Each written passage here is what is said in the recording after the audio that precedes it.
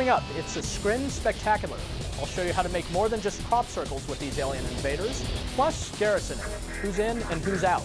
And think you're too good for command school? Think again. Top-ranked ladder players explain their own strategies in command school honors. I mean, come on, how sweet is that? Cue up the explosion montage. This is command school. You're watching Command School. I'm Greg Kasabin.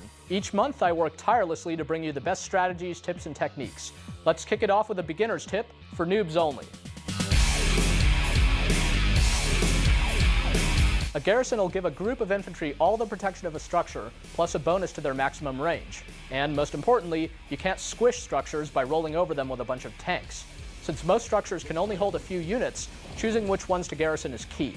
A good general composition is 2 anti-vehicle units, rocket squads, and so on, and 1 powerful anti-infantry, sniper teams, Black Hand, or even a commando.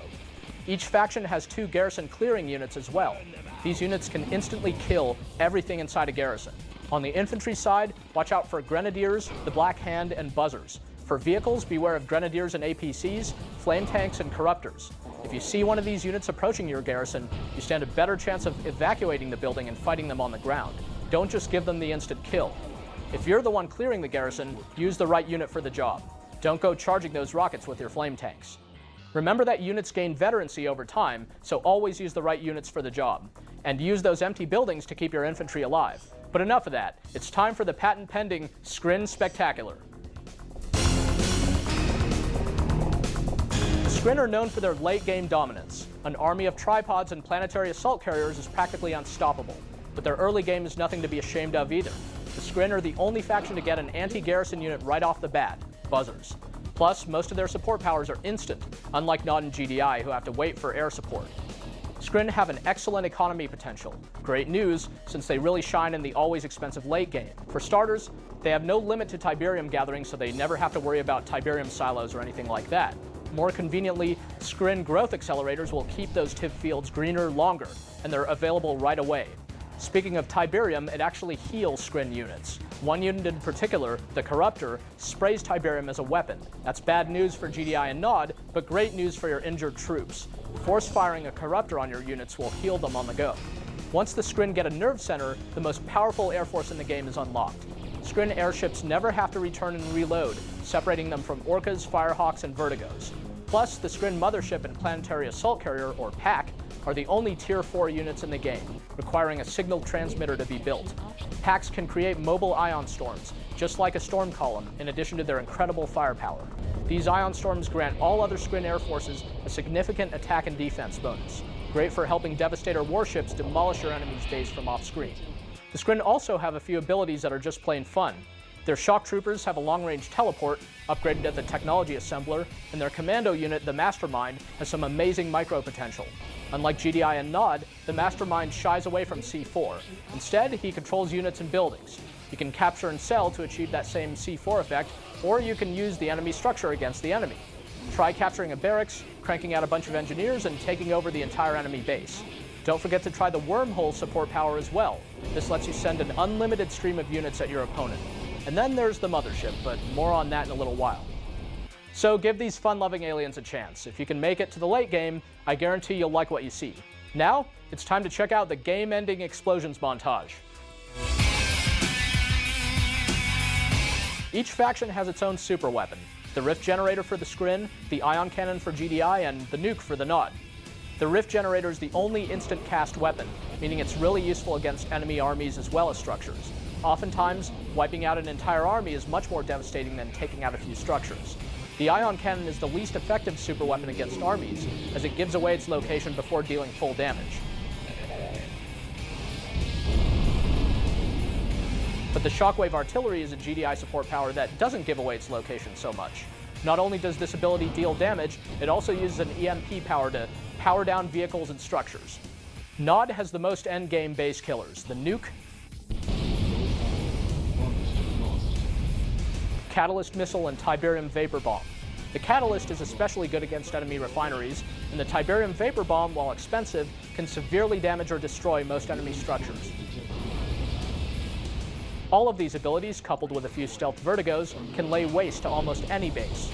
Of course, so can a bunch of avatars, especially since there are health and damage buffs in the 1.09 update.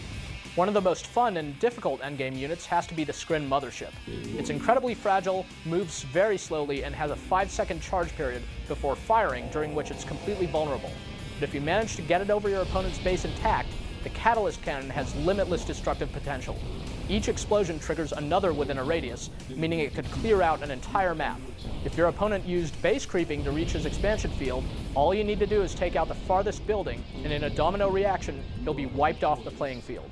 And now it's time to introduce a new segment for you hardcore players out there. If you think you're too elite for my lessons, maybe you should teach the class. It's time for Command School Honors, where we let members of the top-ranked C&C Elite show us their stuff. To get your strat featured on Command School Honors, email a replay with voice commentary to commandschool@ea.com. If you make the grade, maybe you can come to the head of the class. Tonight's strategy was submitted by Necron. It's a little number he calls the Ultimate Shadow Team Rush. Let's take a look. Hi, I'm Necron. I'm playing Nod in the bottom right corner here. Now I'm a player who doesn't like to get predictable, so apart from mostly playing random, I also like to mix in a crazy all-or-nothing strat once in a while. One of which I'll be showing you today, my Ultimate Shadow Team Rush.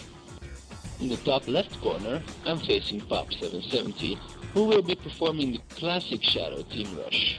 So he'll only train 2 from his barracks, and get 2 from the support power, and he'll combine those with the 1 he gets for selling his secret shrine. This will get him 5 Shadow Teams, not coincidentally the number needed to destroy a refinery or a war factory. I, however, plant down a second barracks right after building the secret shrine.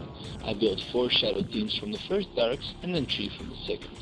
Combining that with Shadow Teams from the support power and the 1 I also get for selling my shrine, brings my total up to 10. Oh, by the way, before I forget, I like to set those barracks on no attack stance, because the shadows may otherwise give themselves away, and this tactic relies fully on surprise.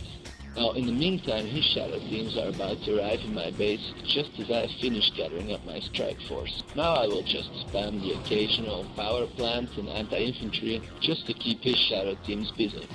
In the meantime, my shadow teams are going to his base. One thing that's important, do not get detected.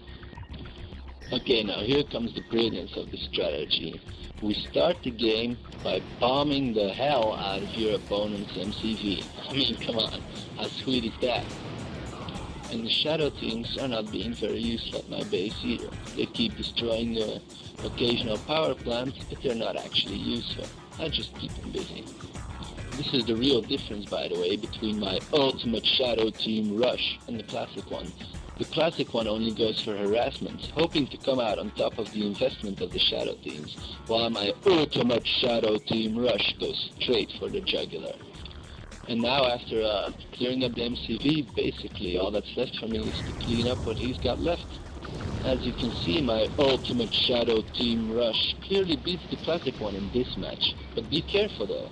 Comes to detection, and a single anti-infantry vehicle or turret can completely destroy your effort if you're not careful.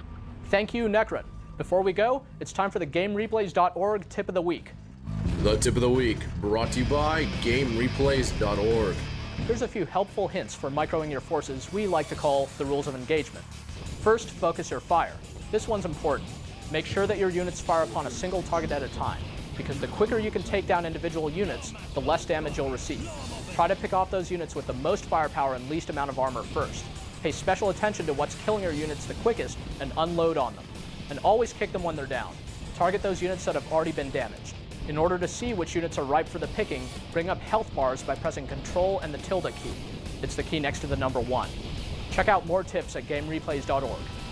Well, that about does it for this month's Command School. So go sharpen your Skrin skills, own your micro, and try out those game enders. Dev-tested, player-approved. For Command School, I'm Greg Kasabin. Watch new episodes the second Thursday of every month, only at commandandconquertv.com.